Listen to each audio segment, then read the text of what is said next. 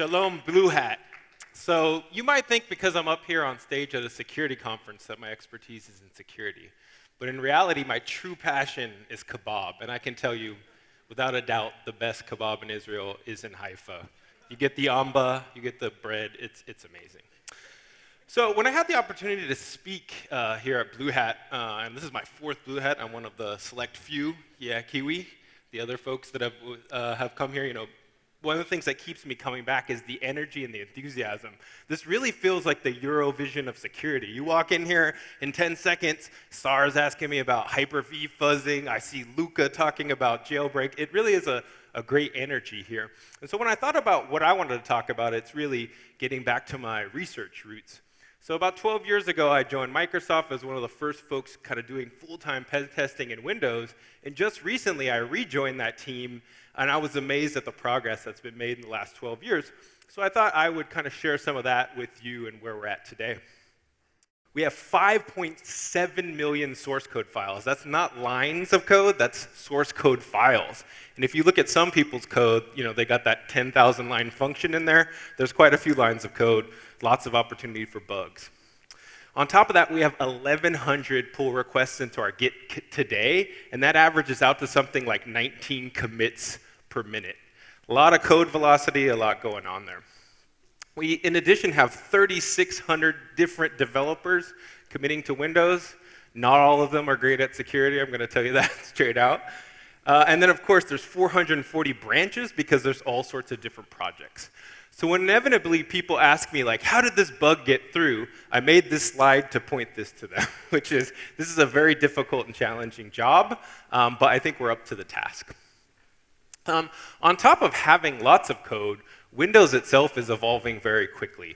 So it started out, probably most of the ways that you experience Windows is on the desktop. Probably some of you are still running Windows 7. You play a couple games. You've got IDA open, whatever it is you do. But in reality, Windows powers lots of things today, from the conventional desktop PC to running Xbox to IoT to HoloLens and the cloud and just about anything you can imagine.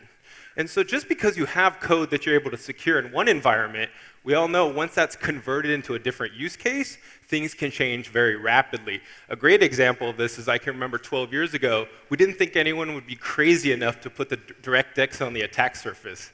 Nowadays, remoting graphics is a very common thing, and the threat model changes very, very quickly. So it's really important to understand and take advantage of this. And so when we think about the Microsoft of 15 years ago, we were just getting our feet wet on what was essentially our security process 1.0, or SDL. It was very much locked into this kind of waterfall model. It was like, we're going to spend 3 months speccing, we're going to spend 5 months doing design review, then we're going to write it all in a Visio document and have an SDL. The reality is that worked pretty well when we had 3 and 5 year development life cycles. Now, I'm lucky if I get 3 to 5 weeks. We're actually getting updates with features. We're constantly revising and distributing the operating system about twice a year. So this type of process simply isn't going to work going forward. We learned a lot from it, but we want to take the best things that work well and create a more agile process. And so our evolve strategy is really, I think, the best of what we learned from those days, and honestly learned through a lot of battle scars. So we really have 3 key points, and all of it is grounded actually in intelligence, understanding things. Because back to the concept, Windows is so gigantic, the reality is even if we had an army of 10,000 security engineers, we couldn't review every line of code. So instead, we need to be really, really intelligent about where we focus our resources and what we ask our developers to do. So we do that in a couple ways. The first basis for that is threat intelligence. So we use a lot of what we can detect from implants in the wild, exploitation, approaches that we see from attackers, and we create a risk profile based on that that will allow us to figure out where we want to have our security engineers spend their time. The second thing is obviously red teaming and our own internal efforts at mimicking attackers help a lot. And then, of course, community events like this. And from that information, we focus in 3 different areas. The first is we want to scale to developers. Those 3,600 people, we don't just want them to commit code, we actually want them to engage in security testing. So we provide scalable fuzzing infrastructure, know-how, static analysis, etc. Number 2 is we want to take our security talent, the security engineers who are a relatively small ratio when compared to developers, and we want to focus in the areas that matter the most. And then number 3 is, if we see a repeated mistake, we want to invalidate that mistake by moving to safer languages, updating the operating system, or changing the compiler. And I'll show you some examples of that. So the way we think about this is there's really a discovery funnel that we want to focus our energy on. The idea is we want to mimic the development lifecycle and figure out where's the best place to apply the right technique. So if you think about code starting with a pull request, we want to have static analysis that catches bugs as early as possible, because that's the cheapest possible point. Now, anybody who's ever worked with static analysis knows that it can be noisy, it can be nasty, etc. But if you can just trim off a few of the common bug classes very early at the compiler or static analysis, those are things you don't have to go hunt down later. Similarly, at the unit test or build integration perspective, we'd like to be able to automatically generate fuzzing, enumerate attack surface, and give feedback to those developers. And once they're ready to actually test their code, and most often that's internally, we want to use things like ASAN and dynamic analysis to catch, again, more low-hanging fruit with some of those techniques. And that really leaves our pen testers and our red teamers to focus on the places where developers simply aren't going to have the expertise or the history and skill set to target that. And that's why we want to create this funnel that will allow us to focus our resources in the most valuable places. So the first question is really, how do we scale security in Windows? The challenges of scales are enormous. The first is, fuzzing is great in concept, but a bad fuzzer is not worth very much. So the question is, how do we make an average developer fuzz like a rock star security engineer? That's a real challenge. Number 2 is, static analysis sounds great. It sounds great in practice, but in reality, it has lots of challenges from a precision standpoint. It can take up resource. Configuring it is challenging. So in practice, rolling it out at the scales we're talking about is a ridiculously challenging engineering problem.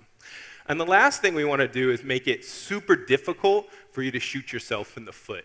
So beyond just things like banning certain APIs or having basic kind of hygiene approaches, we want to be able to instrument the compiler and other places to simply remove concepts that developers tend to get wrong, especially when they have to move fast. So the first thing we need to do is focus the organization on where there are challenges. When we have so many commits happening, the first thing you have to ask yourself is, where is code being introduced that actually has some risk? So we address this by actually creating an automated system for automatically enumerating attack surface, and we call that WASE, or Windows Automated Attack Surface Enumerator.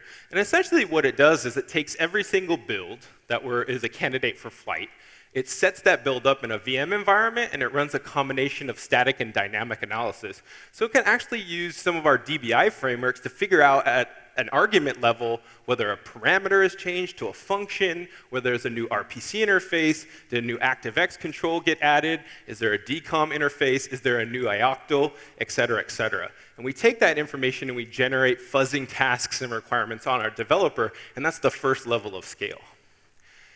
Here's just an example of what we can get out of this waste database. What you can see is we have an enormous number of system calls, 1,700 in total, and just in the last OS, we added another 84 system calls. So Waste will automatically discover that and generate, in some cases, syscaller stubs or other test collateral that will allow us to automatically go and put some security engineering muscle onto these critical attack surfaces like the kernel. Now, it's one thing to have the attack surface. Another thing is to actually get quality security tests. The way that traditionally works is someone sort of figures out their threat model, which can be challenging in and of itself. I remember one time I was in a threat model meeting where we were discussing the risks of a function that returned void. So that's not a great use of resources. So we want to really focus our developers on places where they can make a difference. The second thing is they might write the test harness and develop fuzzing on their own. And that can range in quality tremendously depending on the experience and skill set of the developer. So here's a great example of where it worked well. We actually had an agent across a hypervisor boundary that handled DHCP traffic. So what we were able to do with this particular developer is they took all their mocks and stubs, they redirected a lot of the code exercised into libfuzzer, which generated quality test cases for them. The performance and throughput was tremendous. We actually got 200,000 iterations per second on this self-contained parser. We landed on 72% code coverage. We found 4 vulns and 2 RCE remote bugs in a brand new DHCP stack. This is exactly what we want to see, and this is done by a developer who doesn't have any security expertise, just by having quality tools. So this is a great example of how it can be done manually. The question is, how do we make developers rock stars so this is just simple to do? How do we make this easy? And our approach to this is actually to take the Microsoft Risk Detection Platform, or MSRD, which is actually a platform built on top of the Azure cloud, which extends all of the tools that we use internally to Microsoft to external folks. And so the use cases are pretty simple. You provide a fuzz target or a binary or a build of the thing you'd like to exercise or fuzz. You give us symbols and as much metadata as possible. You give us a test harness to exercise that code, maybe with a specially named function, and any corpuses or metadata, whether that's packets, API calls, files, depending on the fuzz surface. And MSRD abstracts all of this and provides hyperscale fuzzing. And really, when you think about the quality of fuzzing, it comes down to a few things. One is the quality of your test cases, the quality of your fuzzer, and then how fast can you scale that. And we aim to solve all three of those problems in this MSRD system. And so, for example, a developer can simply mock up a test, and they can run libfuzzer. They can have syscaller stubs automatically generated from symbols, and we can even use concolic or constraint-solving fuzzing to get deeper code coverage than would be possible, and it's really difficult to configure on its own. So this system is actually plugged directly into the engineering systems in Windows, which would allow you to simply, in your daily workflow as a developer, generate hyperscale fuzzing with quality security features in it. So let's look a little bit about some of the fuzzers that have been integrated. The first one I want to point out is a fuzzer called Sage, which is actually developed by our research organization. And what Sage does in a nutshell is it converts all of the code paths that are controlled by tainted data into an elaborate mathematical function. So what we can simply do is use a Z3 or constraint solver to convert those code paths into a solvable math problem. And the Z3 constraint solver will generate inputs that can solve that function, leading to code coverage and state coverage. So if we look at this very basic function, you can see if you're able to submit the string bad exclamation point, you'll actually drive up the count to 4 and trigger the crash function. Now, this is a simple example, but in reality, this is very much what it would look like to exercise a simple protocol. So what Sage will do is start with an initial input, maybe good. It will generate constraints for all of these if statements and understand that because of taint tracking and dynamic analysis, it has control of that input across a trust boundary. And it will go through a series of generational approaches using the constraint solver until it finally generates the input that would net new basic block coverage. And in this particular case, that basic block actually leads to a crash. So that's a simple way of where someone can start with a test stub that maybe has 10% coverage and end up with 90 or 100% on the tainted surface. Now, the second thing we want to do beyond this sort of fuzzing dynamic analysis, we want to provide static analysis at scale. We do that in 2 places. First is on the developer's desktop for high throughput iteration. We run a number of rules there, actually 147 across 7 different engines, and we find bugs there early and where they're cheapest to fix. More sophisticated static analysis is run directly in the engineering system, where it has to deal with a lot more scale and performance issues, and that's run basically every time a build is generated in Windows across those 400 branches. So very quickly, every time a pull request goes in and that gets submitted to a build, we actually run 2 different types of basic static analysis. The first is AST, or abstract syntax tree prefast, which is something you might be familiar with from Visual Studio. But we also bought recently at Microsoft a little company called Semel in GitHub, which has a very different approach to static analysis. And we're now starting to scale up our Semel rules, which have been very valuable. The thing I wanted to point out here is 2 things. First is to do static analysis on a single build of Windows, it takes 56 VMs running for 24 hours. It's a pretty big scale engineering problem.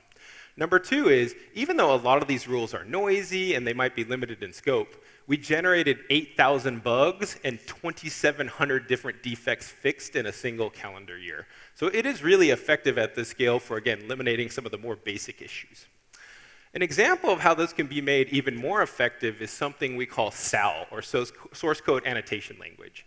In the basic form, running a generic static analysis capability, we're often lacking information around context. So for example, as a developer is writing their code, they might be able to add annotations that are specific that would tell things to the static analysis engine like, hey, this type of behavior should never happen. If this particular value goes out of this range, then you should flag a contract violation. And I wanted to give you an example of where this can actually net quality bugs.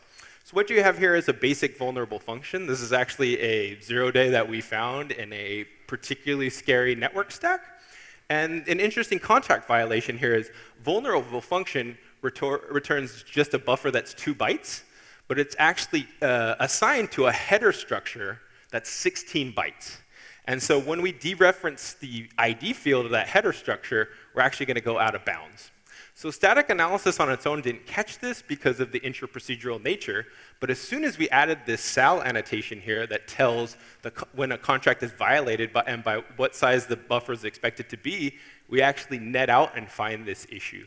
So here's a great example of a bug that could have easily been turned into a wormable thing. It's the next sort of marketed headline-driving vulnerability that's eliminated pretty simply in our engineering systems. So we aren't limited, actually, at all for static analysis engines. Most of our limitations are in writing quality rules and getting the noise level down to something that's acceptable to assign to developers.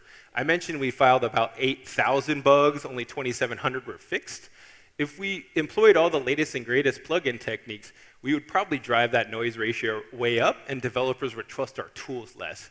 So the constant battle we fight is pretty similar to the battle you would fight in, say, developing an EDR, which is if you make it too noisy, no one will look at the alerts. If you make it too scoped, you'll miss all the good bugs. So the reality is we have lots of different frameworks, but we're constantly battling with how to tune them into a way that we can get more actionable bugs, which is the hard currency we care about. And then finally, I look at static analysis as a really good proving ground for something that should be in the compiler. If it's something we can catch reliably in static analysis, I'd like for that condition to just not be possible at all. So we have a great relationship with our Visual Studio team and open source compilers like Clang and LLVM, where we're able to convert more of the things that we see regularly, mistakes at the developer level, into compiler changes. So I wanted to highlight 3 areas in which we're looking to make sure that developers can't fail. The first is a lot of investment in memory-safe languages. There's lots of experimentation for things like Rust in Windows, where we're looking at how do we take these newer systems languages and apply them to critical code bases. So if you're a fan of Rust, you might have been following some of the blogs coming out of MSRC, but a lot of activity and energy there. Similarly, we are using some of the C++ standard library updates for constructs like span, which make it much simpler to deal with binary buffers without doing a bunch of sophisticated pointer math that can rely on things like out-of-bound indexes or integer overflows. And GSL span is something we're using quite widely in high-risk code bases in Windows, specifically in places like Hyper-V. And then the last thing is we are updating some of our allocator wrappers, in this particular case, xallocate pool, and we think this will solve a lot of the habitual problems we see in kernel code that's related to buffer handling. Okay, now that I've talked to you a little bit about scale, let's talk to you about how we make our precious security engineering talent who are hunting vulnerabilities in Windows more efficient. So there's really 3 big challenges to doing vulnerability hunting. The first is we only have a very small number of security engineers relative to the giant army of engineers. And no matter how many we add, we'll probably never have enough. So having a good strategy on where to deploy them is a never-ending problem that we're constantly tuning. The second is, because these folks are scarce, we want to make every time they do an engagement as valuable as possible. So there's a lot of discussion on how to create tooling and frameworks that will result in more efficiency there. And then last piece is we want to understand how effective they're being. If we're deploying our best security talent somewhere and they're not finding bugs, we want to make sure we're moving them somewhere else. So prioritizing security reviews is honestly just a dark art. We have a pretty simple way we think about deploying, but we're constantly tuning this, and you can be caught off guard. So for example, we'd like to make sure that we're always deploying folks in the area of highest impact with the highest probability of a vulnerability being found externally. Why is that? We know we're not going to find all the bugs, so what we want to focus is on finding the bugs that are most likely going to be converted into exploits, and I bet a lot of you are thinking in your head, how would you do that? How do you predict that? And the answer is it's very challenging. So we use a couple of different data sources for this. The first is, we kind of have a lot of data coming into Microsoft on what attackers are actually doing, at least in the raw sense. So we can take a lot of those threat detections, break them down, and figure out what surfaces are most interesting. The second thing is we can actually look at zero-day exploits as at least a proxy for how good we're doing. So if zero-day exploits are trending down, even if bugs are trending up, we can say things like, well, we're adding the right platform mitigations and we're finding the right bugs. Now, the challenge with that is we're not going to detect all the 0 days. There's plenty that we probably miss. But again, we're constantly looking for better data sources that are going to tune us into very specific areas. But probably the best source of intel that I get is probably going to be here at this conference where someone's going to knock me over at the side and say, have you looked at this function? You guys are doing a terrible job on this binary. And I'll take a lot of that intel and we actually convert it back into security reviews. Some of the best stuff I find is actually through relationships in the community or through bounty participants who are giving us information on how to improve. So here's a great example of where we would deploy security reviews. Hyper-V, kind of important. You might think, hey, pen testing Hyper-V, how difficult can that be? We understand the security boundaries. In reality, the threat model for Hyper-V looks like this, and I would say that this is a very generous summary of what the attack surface actually looks like. We've got dozens of virtual device modules. We've got multiple different architectures, all with slightly different hypervisor design. We've got Gen 2 VMs, Gen 1, all which have different components. So this is actually an example of how our security team would look at the different components and make sure that they're scheduling security reviews as those are updated. Meanwhile, as we're pen testing this, new code is constantly coming and changing. So I actually want to take you quickly through what it's like to do a pen test in Windows from a manual standpoint so we can tell you how we're improving that over time. So TLS 1.3, pretty critical in Windows. This is the new protocol we just implemented for the new standard. It secures most of communications in Windows, thus the world. Really enough said about the risk there. So the first thing you have to do when you're trying to do a pen test in Windows is you've got to get a test environment up. As a pen tester, this is a lot more challenging than you think. You got to go knock on a dev's office. You're like, where's your test cases? Do you have test collateral? Do you have protocol documentation? Depending on the dev, they're going to say, like, talk to the hand. I'm busy trying to land this code by a certain date. So actually just getting up a debugging and test environment is the first hassle. It's actually a lot of work. The second thing you want to do is, again, you're just being handed a big blob of code, and if you're lucky, a spec. So the question is where do you focus yourself? Thinking back to that big map. Maybe you're a security expert, but you're not an expert in TLS. So trying to figure out where things matter the most is very complicated. So this is the first area where we can have some level of automation. So we have great code search tools that will allow you to scope down, look for particular API calls, pretty similar to what you might get in something like IDA, but very targeted towards source code. And then we're fans of tools like SciTools Understand, which will give you metrics and other things that might allow you to manually determine places where there is risk. So here's an example of a heat map we generated from TLS 1.3. This is in SciTools Understand. And some of the things we're looking at here are, hey, what are the functions with the highest cyclomatic complexity? That might be an indicator of risk. Maybe that's a place to start focusing. So once you have a test environment up and you have an idea of where to go, maybe you're going to set up a just basic fuzzer to get things going. In most cases, you're going to get really shallow coverage. In the case of TLS 1.3, it's a really complicated protocol, so sending a bunch of bytes to an endpoint is probably not going to get you very far, but at least it gets you to understand if your test environment's working. Fuzzing phase 2 is where we will actually start doing more specific things. So maybe now we're creating a harness. And one of the things that we're really interested in for a remote protocol is, are we covering state? So if you were to just look at block coverage, you might think, yeah, I got 80% block coverage, everything is great. But if you're not covering all of the different permutations of that state machine, you're not doing very much to fuzz protocols. Ask me how I know. There are plenty of protocols where we have great block-based coverage or line-based coverage, but we'll get MSRC cases in them afterwards. So kind of getting that going is important. And again, part of being able to do fuzzing well here is being able to disable integrity checks and other things that would get into your way. So just being able to say things like, can we disable HMAC during testing, are critical components to success. So fuzzing phase 3 is where things get a bit more serious. We're pretty happy with our fuzzer. We want to do an optimization pass. And we want to make sure that we're not leaving any bugs on the table. So using something like ASAN to instrument some of the critical functions will make sure that we're able to get more bugs than we would normally. And it will increase some of the classes for attack. One thing I wanted to call out here that I think is pretty novel is previously, we really didn't have a good way for detecting information leaks across a remote protocol, which are critical to vulnerabilities like Heartbleed or just general primitives and exploitation of a remote protocol.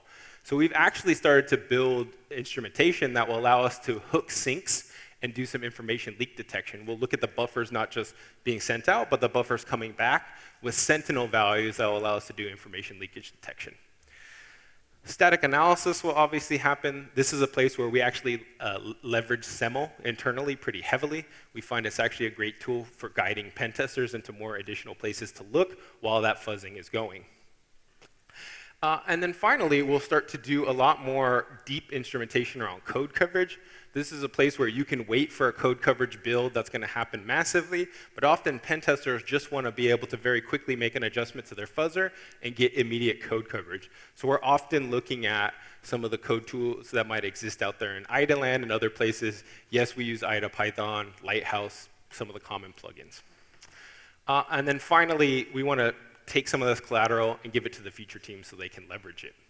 So for TLS 1.3, this was a lot of work, but it actually paid dividends. Here's an example of a protocol we're just now turning on in customer environments where we actually found a double-free RCE before it got out into the environment. So this is a good example where the manual cost here was probably worth it. We want to see how to up-level it.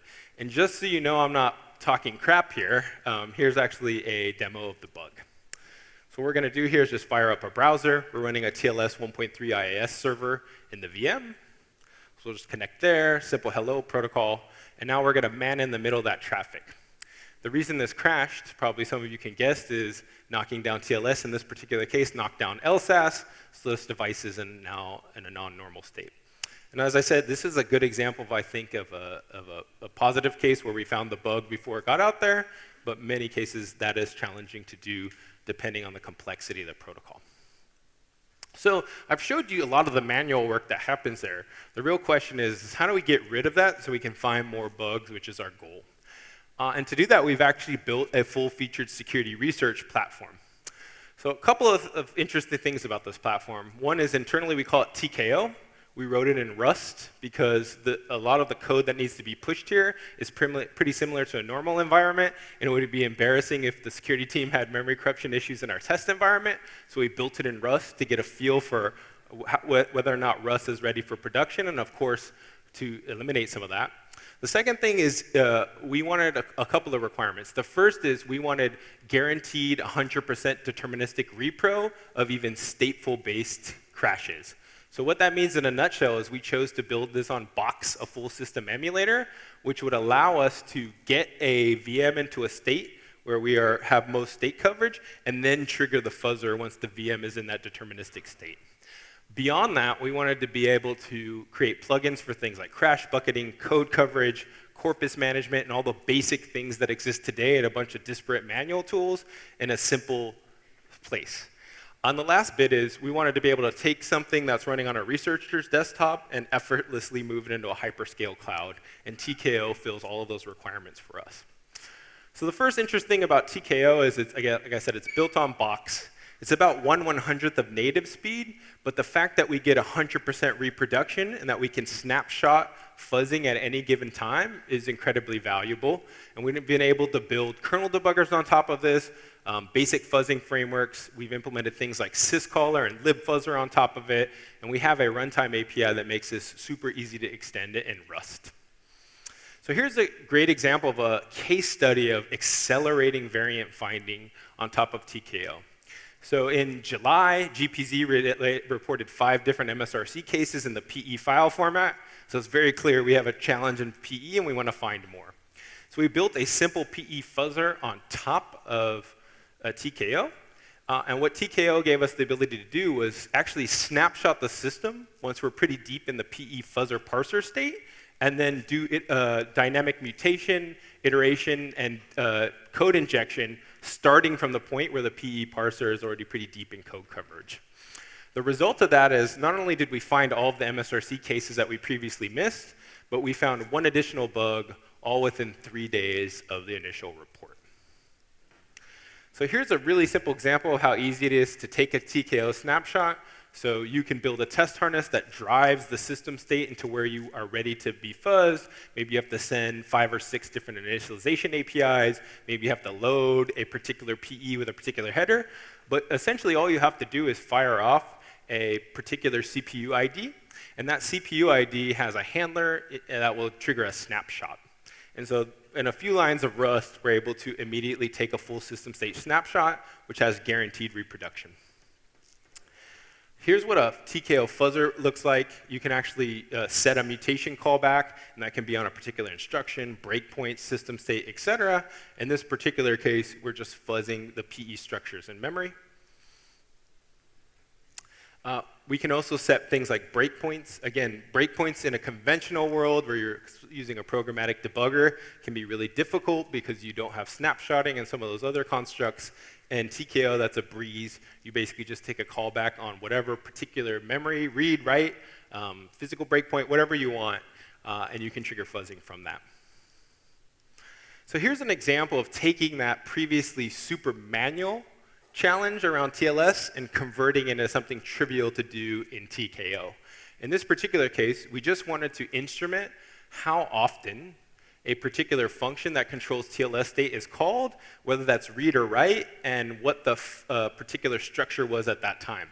And so something that took us days of instrumenting normal code is actually implemented in just a few minutes with, again, 1/100th scale, which is pretty impressive and solves a pretty challenging problem here. Here's another example where we utilize TKO to do things that used to be really challenging. What you see on this heat map in blue are reads from a Hyper-V guest to a host, and what you see in red are writes. And what we're actually able to do with TKO is find out places where we're double fetching. So we're able to read information, and then before we process it or we go back and read it again, a guest can change that information to a buffer that we can no longer validate. So we've had a number of double fetch issues over time in the kernel. They actually manifest themselves in Hyper-V as well, and they're very challenging to find. Traditionally, they take a lot of code review or manual effort with static analysis. With Hyper-V and TKO, they're pretty trivial to find, and this heat map gives us exactly the place we want to look in the code, or we can simply build a fuzzer on top of.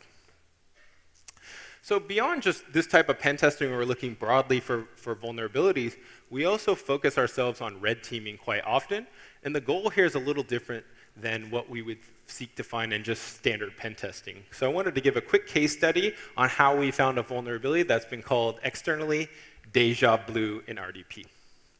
So I wanted to quickly refresh folks on why we do red teaming at all.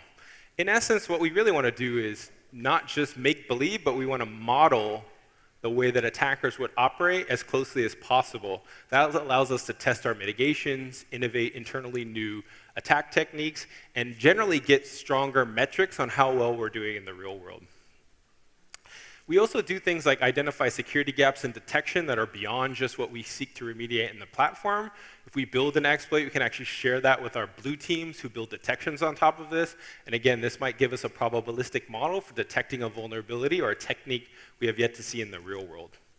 And then finally, we're able to take some of this information and in places like One Hunt, which is our annual red-blue team event, actually create a sort of a pseudo incident or a mock incident and see how well we're communicating, how well our information is exchanged, and really demonstrate the real world impact. So RDP was actually a place where we know in many cases these ports are exposed and they're used within our own infrastructure, so we were really concerned about a number of RDP scenarios. most of you are probably familiar with some of the recent RDP exploits that target server side, but there are actually a number of scenarios where you can attack from a potentially malicious server back to the client that might be interesting. The first is if an attacker could get on a jump box and send back an exploit from that jump box to clients, you could target high-value assets from a jump box. In fact, that's something we've done in Red Team Tradecraft previously. And then increasingly in Windows, we're using RDP to interact with containers or other local VMs where the client itself is actually the trust boundary. So the server exists inside a VM and the client exists on the host. Those are both scenarios we wanted to test for. So we went ahead and targeted the client code, and in essence, we found lots of interesting things. So from a single Red Team case study, we found 9 critical RDP vulnerabilities and 3 important. Those are the CVEs up there. One of them is called externally Deja Blue. It took 33 days in total to weaponize that exploit on Windows 10, 13 days to find the bugs, 20 days to actually write the exploit. And that includes bypassing a lot of the mitigations that are native in Windows 10. So I wanted to show you 2 of the primitives that we pulled out of this. The first is a memory write, which is, again, the Deja Blue vulnerability. It's in the custom serialization layer of RDP. And you can see, in essence, what we have here is a fully controlled size to a mem copy, and that gives us an arbitrary heap corruption of attacker-controlled length. So pretty powerful primitive. Now, just writing over a remote protocol is not enough. We either need to take that write and convert it to an information leak, or in this case, we had a second bug. In this case, it's an arbitrary read. So again, we control, in this case, the source pointer from a mem copy that's copied back to the attacker. So we can leak arbitrary memory, including uninitialized heap data, which is a primitive that's critical for rebuilding the remote code execution exploit. So this is what it looks like to actually build the Deja Blue exploit. Stage 1, we're doing LFH heap preparation. Stage 2, we're doing some information leakage. Stage 3, we're taking the information leak pointers and creating an arbitrary vtable call through that ends in remote code execution. But rather than showing you a Visio, why don't we just look at the exploit in practice? So you can use here, we're using Kali Linux, which is our preferred exploit environment. And we've got a malicious server and a trusted client. So we're actually going to connect across, of course, say yes. We're now triggering both the read and the write, and we have full code execution in the client at admin. So again, thank you. So if this was a jump box or a sentinel box or anything in a critical infrastructure, and I'm sure many of you either use SSH or RDP for this, then any client that would connect there would be fully exploited. So we've gotten a lot of information here from both our pen testers and at scale. The question is how can we iterate the platform to remove more of this from the battlefield, so to speak? So our first approach on things we've been doing recently is killing more and more bugs at the compiler level. So 2 great examples of this are init_all. So init_all automatically initializes local arrays, scalars, or structures to 0, which prevents basic information leaks, which are actually a pretty systemic issue traditionally in the Windows kernel, and we've been able to eliminate lots of those. So some great work there from MSRC and other folks who worked on that. It's now shipped in the latest Windows. And we're following that up with an additional mitigation that targets what we call type confusion bugs. So illegitimate castings are a real systemic problem. Again, pretty big ranker on the root cause around MSRC issues. And so we've built a mitigation called CAS Card, which looks for static casts of objects and prevents illegal downcasts, which are pretty systemic in what we see around type confusion issues. This code is feature complete, and we plan on shipping it in a future version of Windows. If you want a really detailed explanation, you can see some of the Microsoft talks from the recent CPPCon conference.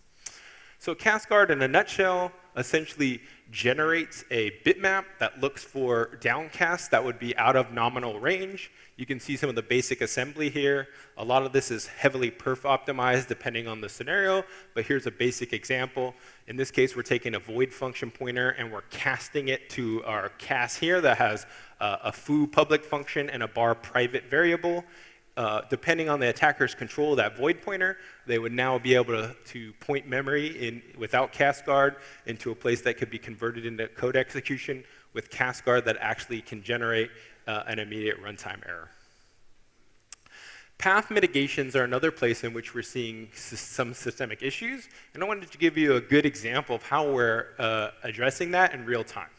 So about 1/3 of all access control and half of all race conditions found in the last 6 months are related to illegal use of path. And what you can see is in 2015 to about 6 months ago, access control vulnerabilities were just a tiny part of things we had to address. And just recently, in the last 6 months, you can see from that red there that access control is approaching about half of the issues we're seeing from MSRC. So this is a great example of where we want to take intelligence and create some platform mitigations. Obviously, developers are having a hard time addressing this as point fixes, so we think that's a perfect candidate for platform fixes. So let's talk really quickly about where this is coming from. So path redirection attacks and time of check, time of use have been around for some time, but James Forshaw of GPZ actually did some great work documenting how those can be used and produced some tool sets. So there's 4 different blogs here that really contributed to the community understanding of these types of issues. More recently, Sandbox Escaper has taken very similar approaches and found even more bugs in other system services. This class of issue really comes from time of check, time of use, so validating a file and then using it again without revalidating it, without understanding the attacker has full control of it after that point in time. And this is mostly targeted at high privileges services, which will allow what we call local privilege escalation. So I'll walk you through a canonical case of this. So in this particular case, Mallory makes a call to an IPC service that's running at system. Perhaps Mallory is running at standard user level and wants to achieve full local privilege escalation. So that service would impersonate or switch to the context of Mallory to do an operation. It wouldn't be running at system, it would be running in the credentials of Mallory, maybe write a file. The service closes that handle, and then Mallory races to replace it, maybe using an op lock or some other concurrent signaling approach. And then when the service reverts to system, that file is deleted. So this is a really good example of how a privilege escalation based on path works in practice. Now the question is, how do we mitigate that? So we've actually got 3 different mitigations that we'll be shipping in a future version of Windows. The first is our hard link mitigation. That's going to require write permission to a link destination before a creation. It's already out there in Windows Insider Preview, and it's bounty eligible, which is what I'm here to talk to you about. So if you want to take a look and find some issues in that, we'd appreciate it. Or if you want to tell us it's working well, that would be great too. We also have a junction mitigation. So newly created junctions gain a mark of the web, or essentially mark of medium IL. This will allow service owners to disambiguate where a file came from without running in a particular impersonation context. And so we'll be weaving that through Windows on a future version. And then finally, we're making a change to the way system temp is handled. So today, system temp's value is world writable, and we'll be making a change there for a new ACL path. So that's great. This is a good example of where we're taking our best information from our own internal pen testing. The question is how effective are we being at this? And this is always a really complicated question to answer. So being able to say how many bugs we should have found or could have found based on our resourcing is a difficult question to answer. So a lot of our focus is on making sure that we're getting our pen testers and our developers as effective as possible and as efficient as possible. And one of our key metrics for that is our fix rates. So you can look back in 2018, just a year and a half ago, our fix rate was at a pretty miserable 38%. So that means of all the bugs we found, static analysis, fuzzing, reports, you name it, only about 38% of those were fixed. And there's a bunch of reasons why. Maybe didn't have the right detail. A lot of times fuzzers are non-deterministic, so reproing an issue is difficult for a busy developer. Static analysis is noisy, you name it. So with investments in better tools and a lot of things I showed you today, our fix rate is actually skyrocketed to, in 2019, 98% of all bugs, security bugs filed in Windows were actually fixed. So in conclusion, We're really evolving our practices constantly to provide the most secure platform.